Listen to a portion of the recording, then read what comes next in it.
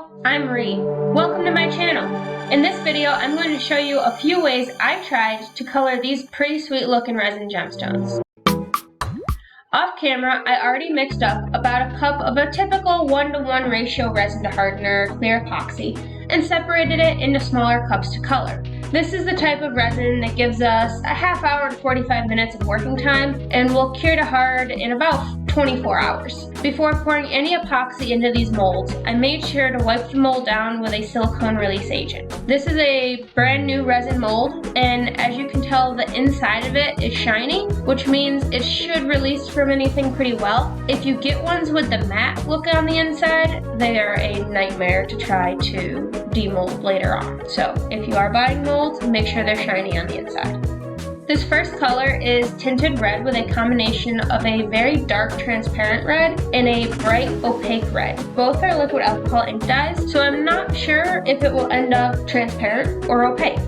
Next up, the resin is a gold color from a pigment powder. I hadn't made much of this color, so I only filled the mold about half full and plan to backfill it with clear to swirl in later. I took a small amount of the gold and just lined another mold with it to serve as an accent color to pair with black.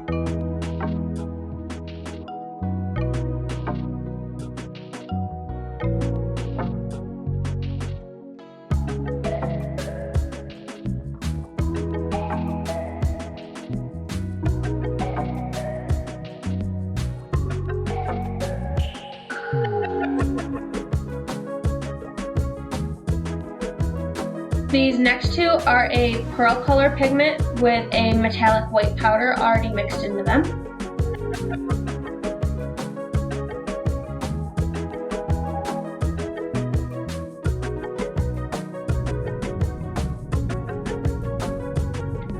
I then poured 3 without any color in them to see if I could create a sort of prism and which shape would create the best prism.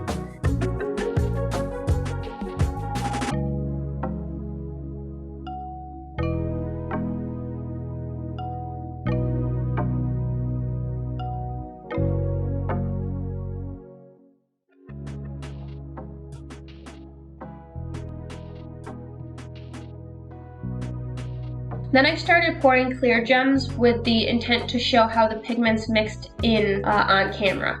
The first one, I'm adding a translucent blue and more clear resin on top. My hope is that the heat of the reaction will cause it to swirl throughout the gem.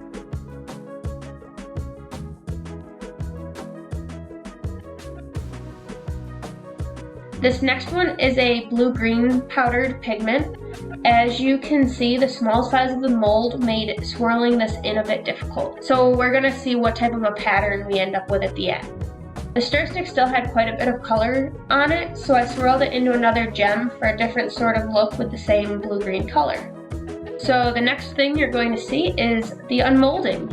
And I think it's quite satisfying to watch these pop out of the mold. So if you're into those type of videos, stay tuned, and if not, you're gonna get to see the reveal of the gemstones, so stick around then too. I think these red ones kinda ended up looking like some sort of candy. I don't know if that's a good thing or a bad thing. Let me know below in the comments. So one of these red ones is actually supposed to be that orange you saw off camera, but to me they both looked red. As we go along, the square black one was supposed to be that green, so it's a very deep emerald, and I think that dye is so concentrated that it just came out looking black. These clear ones are cool. I don't think that they're giving me any prism look. They definitely show up. They have some micro bubbles in them. They were poured as the resin was starting to get to the end of its working time. I think a few bubbles got trapped. That rectangular blue-green one has a really cool crackle pattern. None of the pigment is exposed. It's not coming off on my hand at all. So it's definitely trapped within the resin, but it gave definitely a different and unique pattern.